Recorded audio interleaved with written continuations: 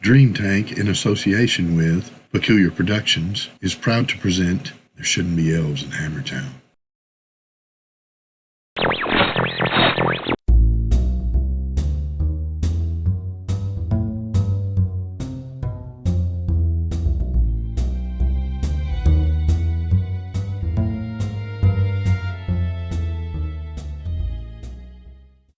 The phone rang at 6:15. I'd been in the process of locking up and heading home for the night. That figures, I thought to myself as I stood there with my hand on the knob of my office door. I stared at the frosted glass window with its stenciled black letters proclaiming Sebastion Locke, private investigator, and compared the weight of my wallet with my desire to go home. It took 3 more rings before the wallet finally won out, and I walked over and picked up the handset. Sebastion Locke, private investigator, what can I do for you? Mr. Locke, I need your help. The voice on the other end of the line was that of a dwarven male. From the sound of him, I would have guessed 100, maybe 140 years old. Still a young dwarf. Well, why don't you come by my office around 6 in the morning, Mr. It's Kenson Jarrett, and I can't, Mr. Locke, if my boss even suspected I was calling. Well, I'm not sure what good I can do you over the phone, son. Well, it sounds odd calling a 100-year-old dwarf son when I'm only 38 myself, but after you've lived around dwarves for as long as I have, you start treating them by how they act and not how old they are. Listen, just listen. I work for Johnson's Delivery as a pack runner. You know what that is, right? Yes, Mr. Jarrett, I know what a pack runner is. Pack runners were parcel delivery guys. You wanted something delivered, you dropped it by their office, and for a price you could have a pack runner take it anywhere in the city you asked them to. Anyway, I've been looking to get married. I done asked Elsa Davenrich, and she said yes. That's nice, Mr. Jarrett. But what does that got to do with me? Well, I needed some extra cash as a down payment on an apartment off of Brewer Street, so when my boss asked me if I wanted a chance to boost my income a little, I jumped at it. I said, just to let him know I was paying attention. And I was, even if I was slightly distracted by the soft calls in my bed from the apartment upstairs. He said to be there after quitting time. Said he had a special package for me to deliver, so I showed up. Hammer and anvil, Mr. Locke. I swear I didn't mean to open it, but on the way to the delivery spot, I dropped it. There was this puddle of water, you see, and the package just kind of fell apart. I think...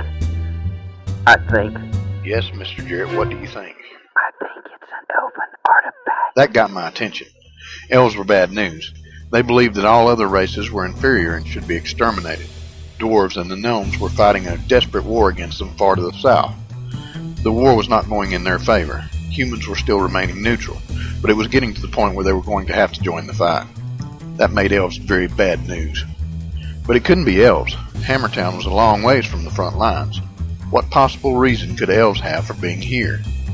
We wouldn't even be considered a viable military target. Hammertown was just a town of dwarven civilians. What does it look like? Are there any markings on it? Have you touched it at all with your bare skin? I hadn't dealt with elven artifacts before, but I had heard stories. None of them had had a pleasant ending. It's about the size of a pocket watch, made out of metal. It has some kind of leaves etched into the casing. There are some markings on it. I didn't see them before. As he spoke, I jotted down the basics in my notebook. Okay, we need to find some place to meet. I have some friends. No friends, Mr. Locke. Elsa says we shouldn't trust anyone. From what I could hear over the handset, I assumed that Elsa Davenrich was there with him. Look, Mr. Jarrett, I know these people, and I trust them. We need to verify that this artifact is indeed elven before we take this further. I can't do that myself, but I know someone who can. You called me, remember? Yes, I remember, Mr. Locke. I could hear Elsa saying something in the background, but I couldn't make out what it was over the phone. Mr. Jarrett relayed what I had said, and then... Elsa says, just you, and you're expert then. We can meet in Old Town. There's a coffee shop there at the corner of Mendington and Blacksmith's Way. Yeah, I know it. It'll take me about an hour, maybe an hour and a half to get my friend. I'll meet you there about 8. Okay, yeah, sure. And thank you, Mr. Locke. Please hurry. I hung up the phone, then immediately picked it back up and dialed John Uthen, my gnomish inventor friend. If anybody could help me verify the elven artifact, it would be Jan.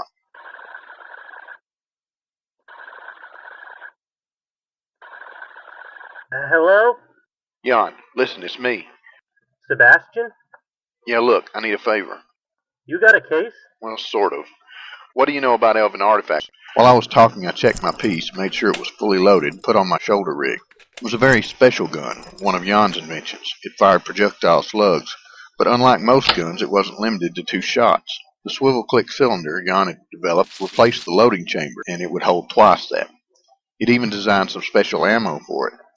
I had the choice between regular lead slugs or splinter slugs that were designed to fragment, spreading the damage over a wider area. A similar system was used on the big guns in the dwarven military. Jan had just found a way to make it small enough for a pistol. I don't always go armed, but when elves might be involved, I wasn't going to take any chances. A little? Why? I've got a client who thinks he might have one, which reminded me I didn't even ask Mr. Jarrett how he would be paying. I sighed, thinking I'd probably just taken on another charity case. Holy crow, those things can be dangerous. You need me to back you up? As a matter of fact, Sprocket, just swing by the lab and pick me up. I'll be there in about 30 minutes.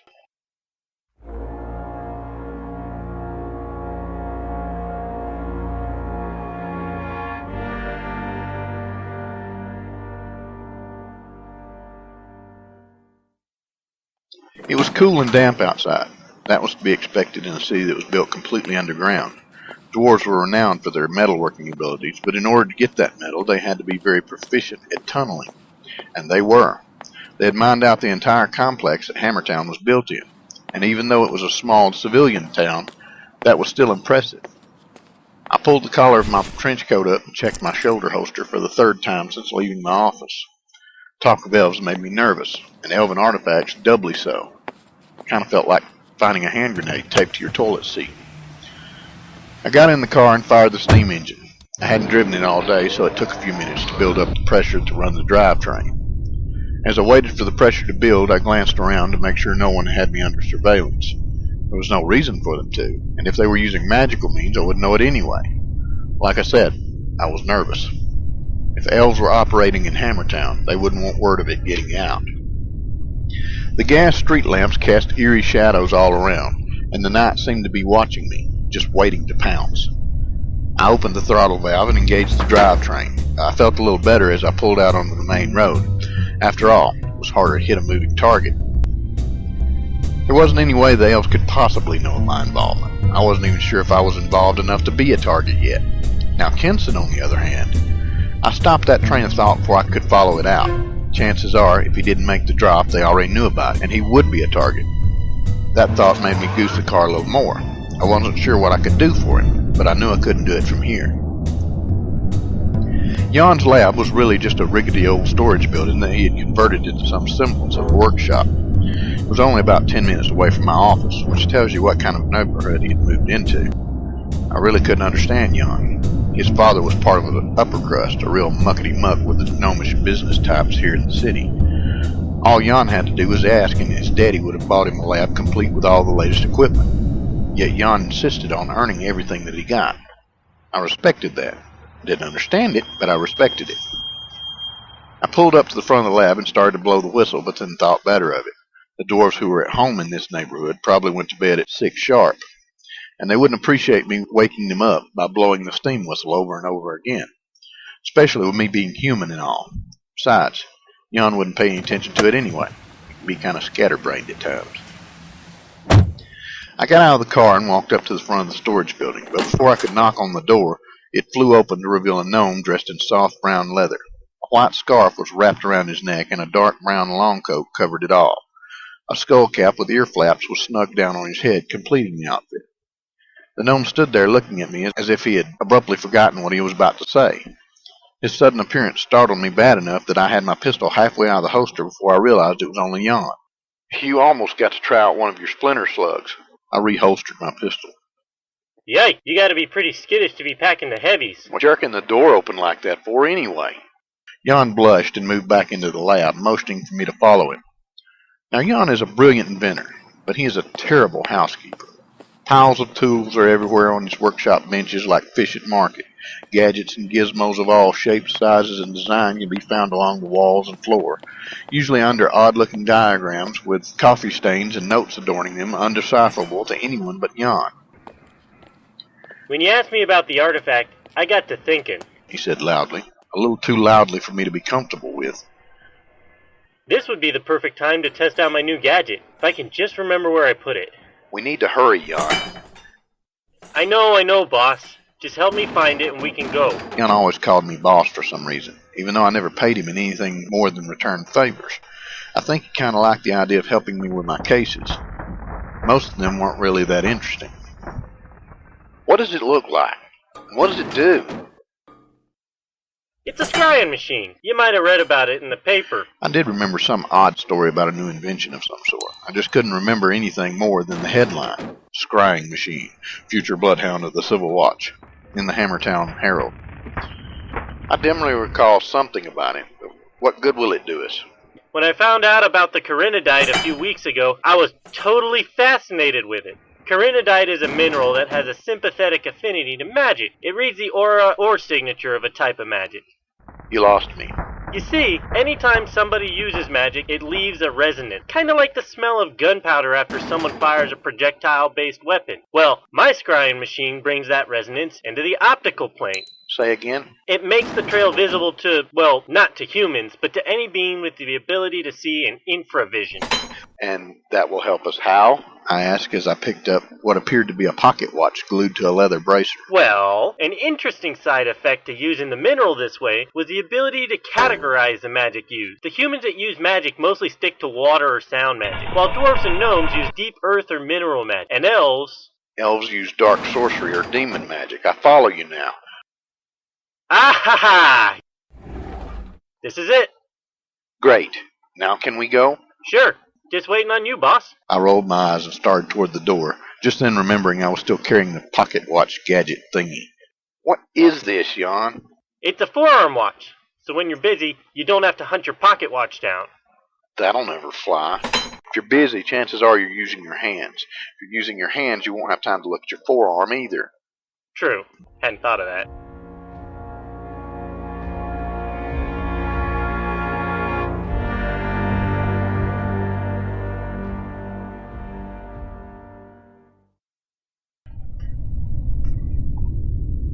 Old Town was the seedy side of Hammertown, a place that the rest of the citizens here would like to forget existed.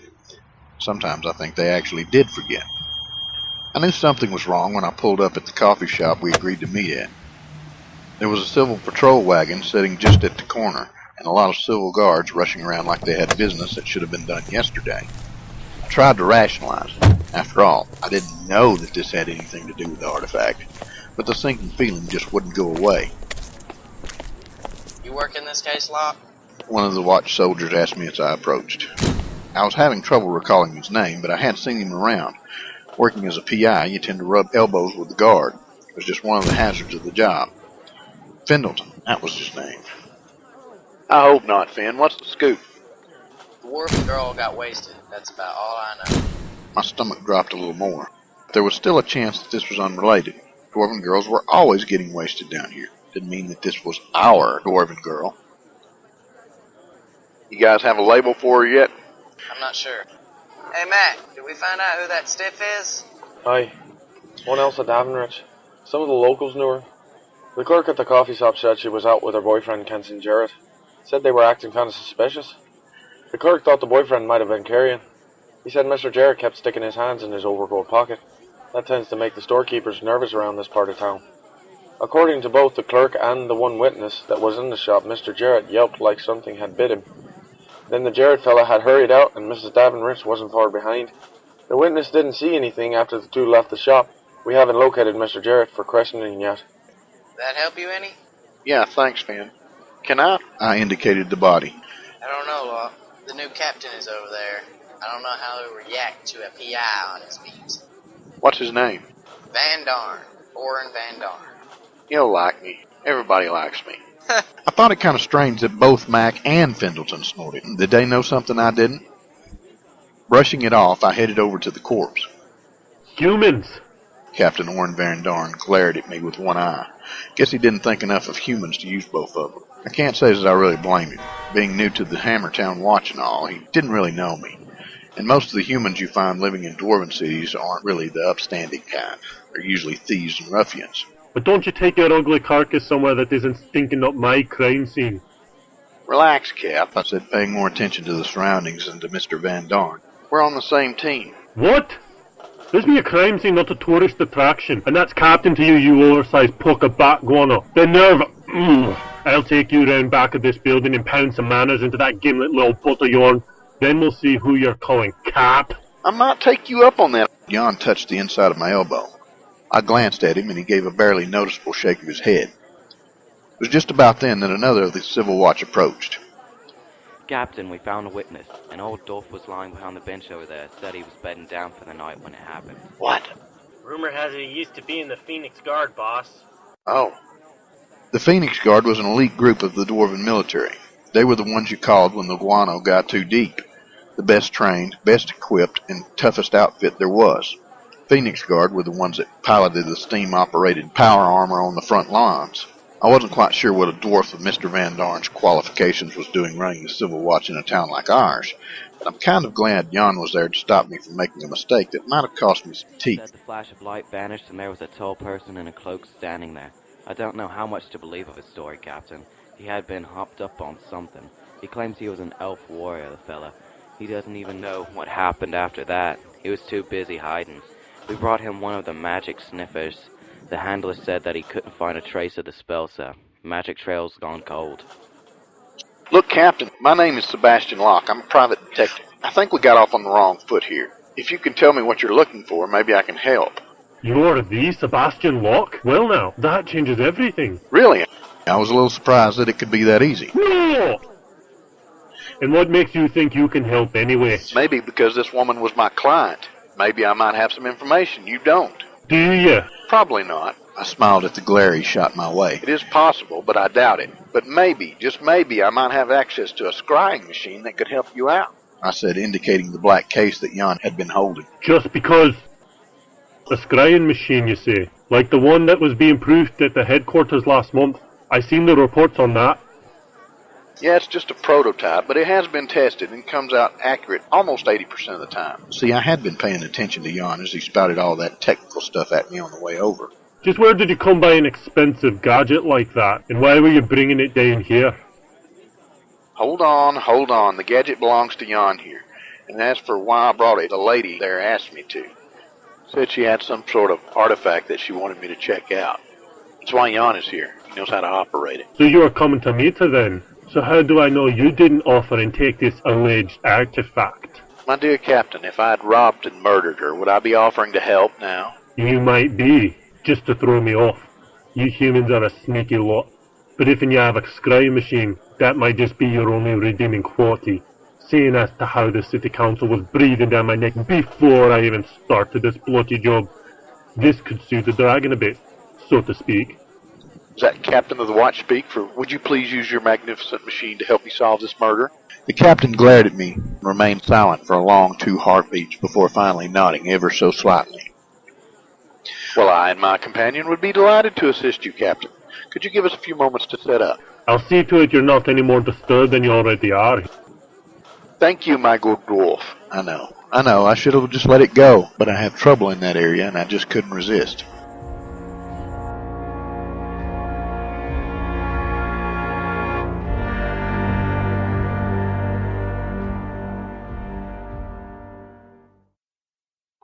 It didn't take Jan long to set the machine up. There wasn't really any setup to speak of. He opened the leather case to reveal what looked like an oversized camera. The brass tube on the front where the lens would have been on the camera instead housed a dark-colored glass bulb. Jan lifted the whole thing out of the case and buckled it onto his chest with a series of leather straps. And next he pulled out a small metal box and set it carefully down on the ground. What's that? That is a very expensive Corinodite stone. It is what provides the relative resonance that is then enhanced by the spectroscopic field. I think he said it's what made the machine work, but I wasn't sure. He opened up a smaller compartment on the machine and a drawer slid out. Inside the compartment was a depression of the exact same shape of the stone that Jan took from the box. He placed it carefully inside and slid it back into the machine. Standing up, he turned towards the corpse and flipped a switch mounted on the side of the gadget. I don't know exactly what I expected, but what happened next was not it. Did you break it? All I could see was the purple glow that made the grisly visage of Elsa Davenrich that much worse. Jan played the purple light emanating from the machine's brass tube over the corpse. No, boss, it's working. This is amazing. What? You see here? Jan indicated the area just to Elsa's left shoulder. That was the spell the old-timer saw. I don't see anything, Jan. It's right... Oh, that's right. You can't see it. It's out of your visual spectrum. Yeah, I know. What do you see? Was it elven magic? Well, that's what it looks like.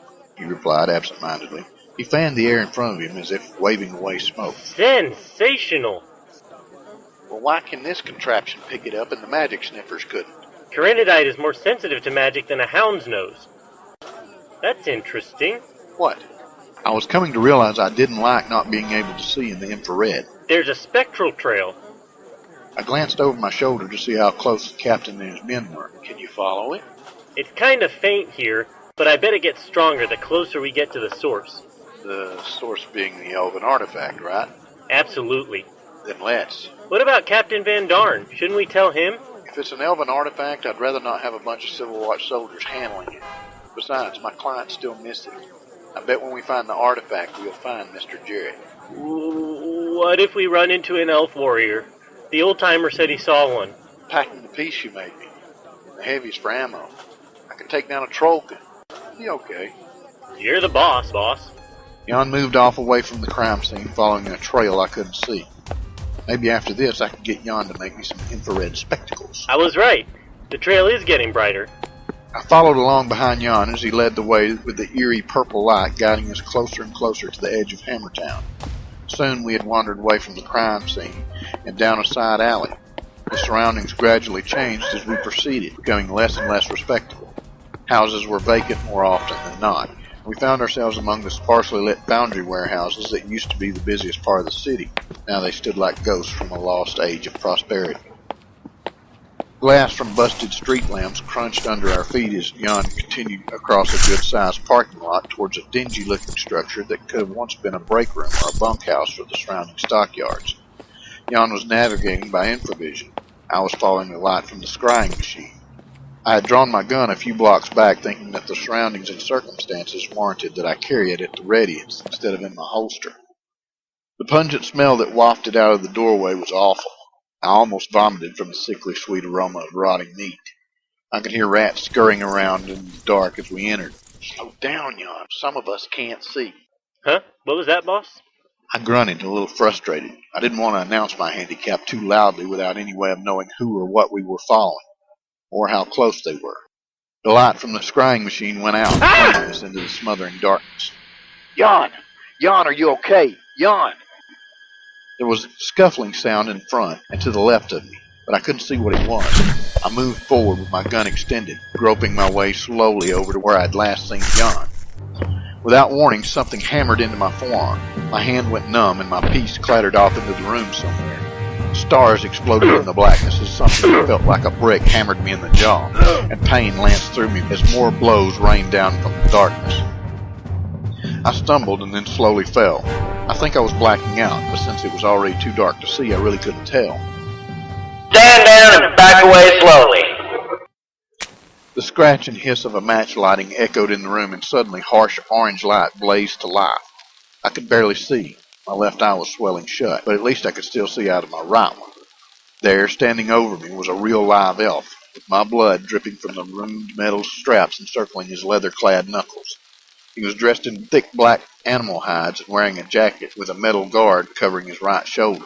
Strange runes were painted in red around the edge of his outfit, and there on a cord around his neck was the artifact that Kenton Jarrett had described to me.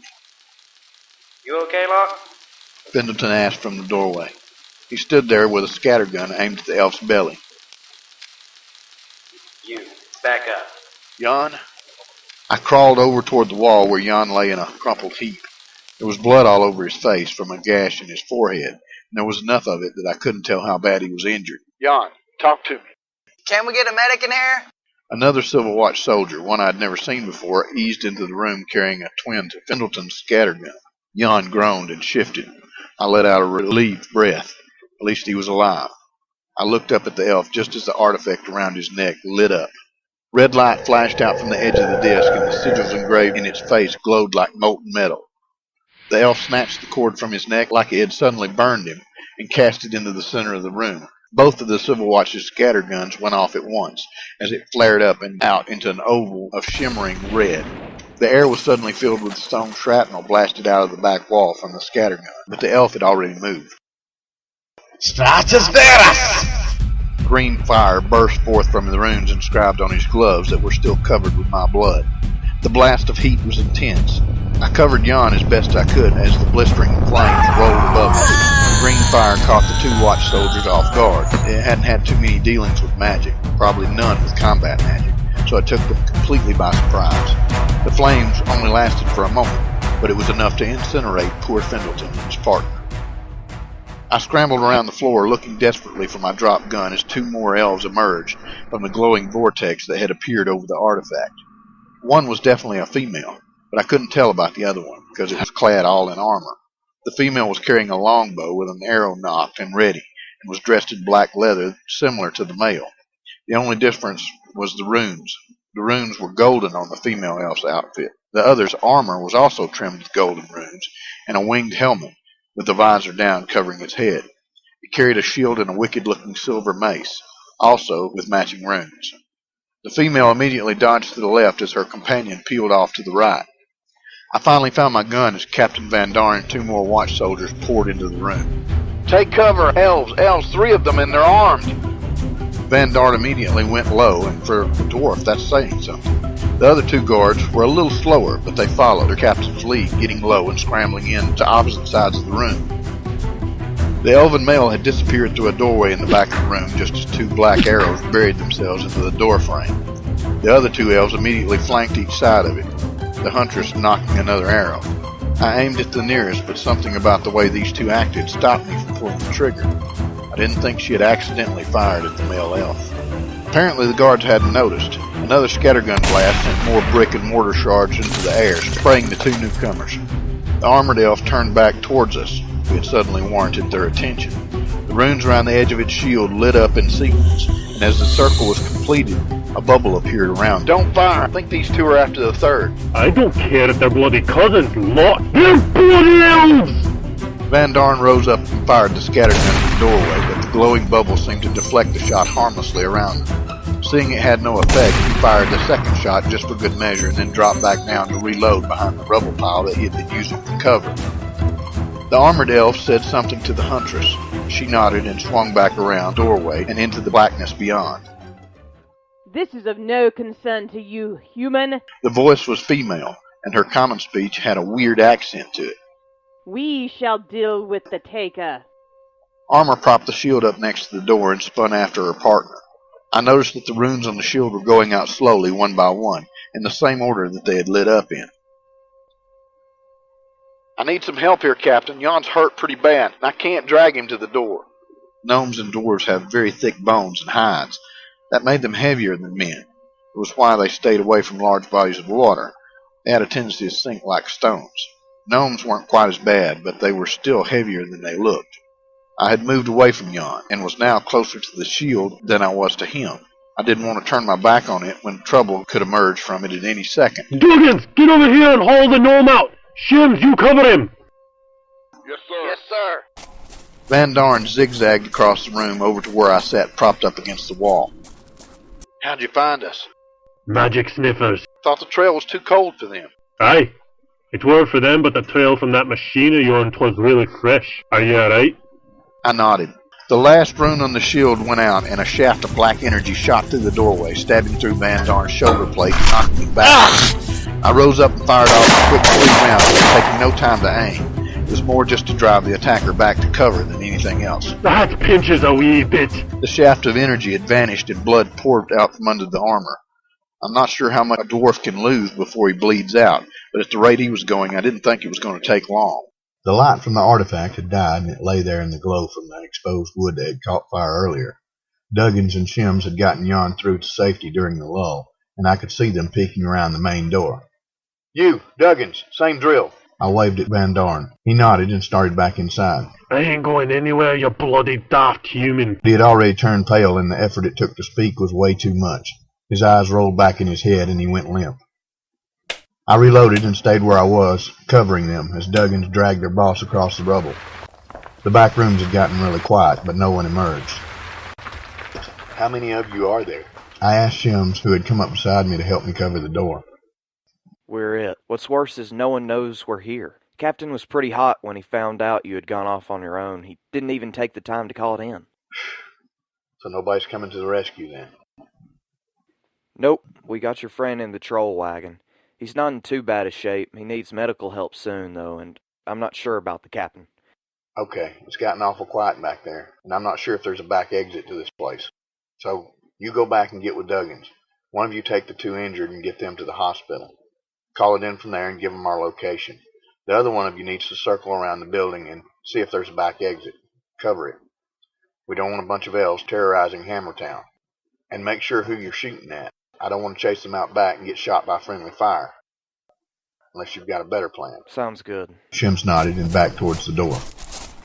I scrambled over to where the artifact lay, now cold and lifeless. I still didn't know how true the stories were about these things, so I picked it up with a kerchief from my pocket, being careful not to touch it with my bare hand.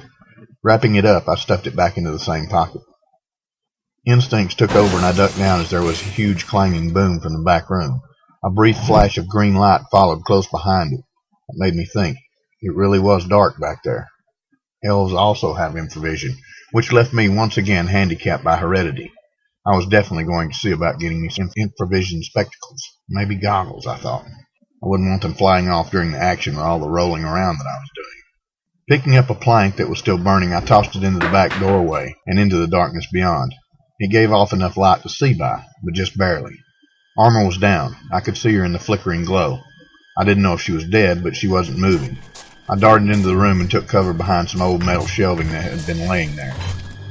I expected an attack of some sort, but the other 2 elves must have been too busy trying to sneak up on each other to worry about me.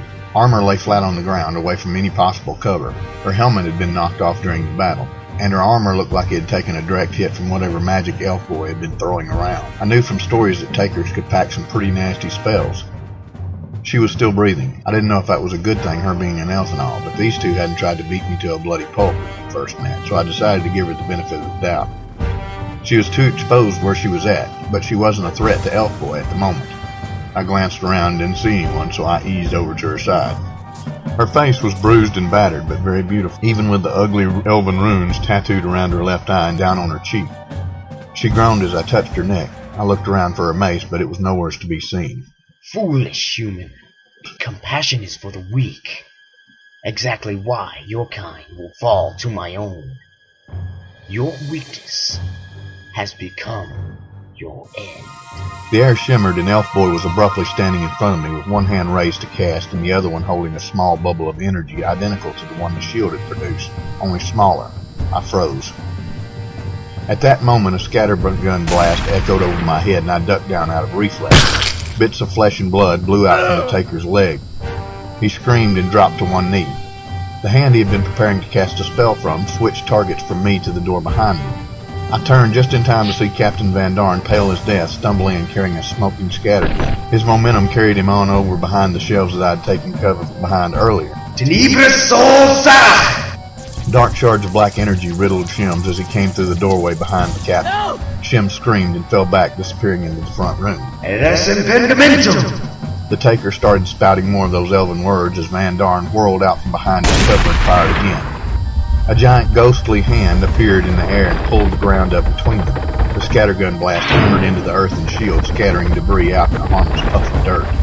The hand vanished and the ground sank back into place. Van Dorn went down to one knee and scrambled to reload, favoring his wounded shoulder. Elf Boy smiled and eased forward. He still held his shield. His hand was once again extended to cast. I'd like to say I acted out of bravery. I'd like to say I thought the whole thing out. Truth is, I just reacted. I raised my own pistol and pointed it at the taker. I could see him grinning through the energy barrier that formed his bubble shield. Knowing it was useless, I fired off all 4 rounds in quick succession. I'm not really sure who was more stunned, the taker or me. Sparks flew out as the first round hit the shield, then again as the second and third round hit. The fourth round hit and the bubble of energy flickered and winked out. The look of surprise was pinned to his face by the black arrow that suddenly sprouted from his throat.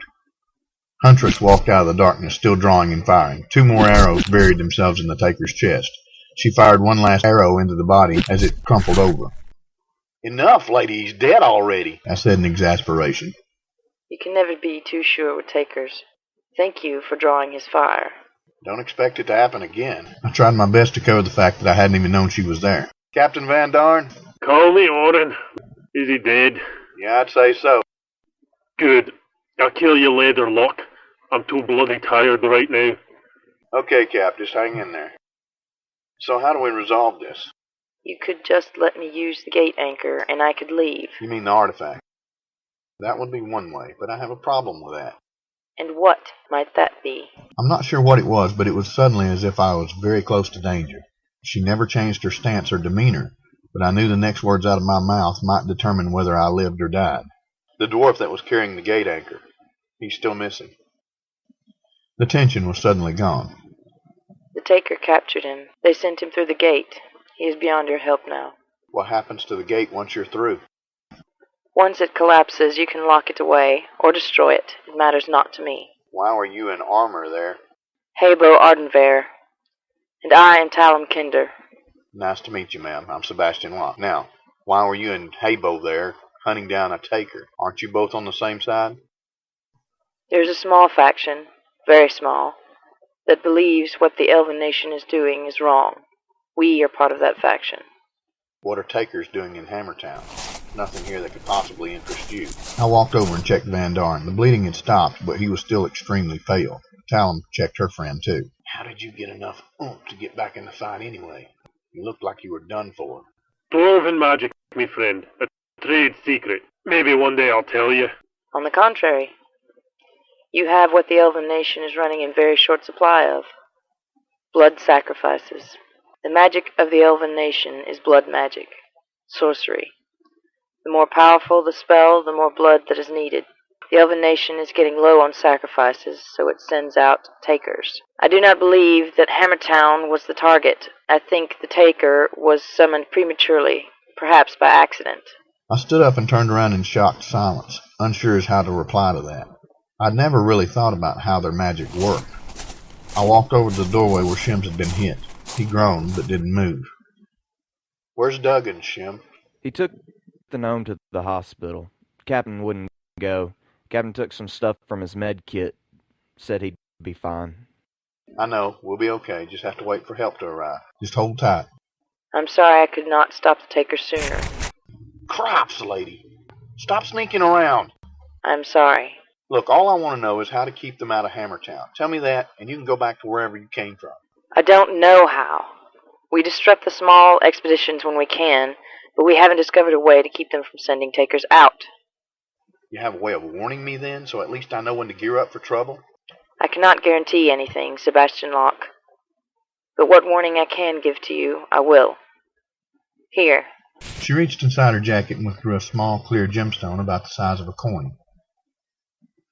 This stone will glow bright red when a gate anchor is used close by. That sure ain't much, lady. Hammertown's a pretty good-sized piece of real estate. It is all I can offer. I nodded and took out the artifact, handing it over to her as we walked back to where Habo Ardenver still lay. I watched Talum as she placed it on the ground. Then she picked Habo up in her arms and cradled her like a mother would a sick child. Habo murmured and struggled weakly. Quiet, Habo. Soon we'll be back at Sharon's and she will take care of your wounds. Try not to get yourselves killed. We need all the allies we can get. Are we allies then, Sebastion Locke? I hope so, lady. You'd make a dangerous enemy. Farewell. She carried the unconscious Habo into the gate and disappeared. As the light faded, I wondered what would happen next. The artifact was still warm when I picked it back up. We'd have to find a way to secure it. I wasn't sure of how many of the little gate anchors there were in Hammertown, but I could at least make sure this one didn't surprise us again. Elves in Hammertown. Shook my head. Nothing would be the same after finding that out. The ambulance came and hauled Duggins and Captain Van Dorn away. The medics said they would get the very best care available. I told them I was fine. They looked at me like I was crazy. Have you looked in a mirror, mister? I always look like this. I smiled. I tried to. Hurt to smile. Suit yourself. Can you give me a lift back to Blacksmith's? Sure. I don't remember the ride back. I don't remember driving back to the office, but I do remember the next morning's paper. The headline read, "New Captain of the Watch foils Elven invasion of Hammertown." The story was well written. That was the only thing I could say about it. Once I sorted out the actual facts from the crap, I learned our glorious new watch captain was in decent shape and would be back on duty in a couple of weeks. I also learned the owner of Johnson's delivery had somehow vanished without a trace, leaving all his worldly possessions to the city, putting a lot of people out of work. My name or Jan's wasn't even mentioned in the article. The scrying machine was busted beyond repair. And to top it all off, I never got paid.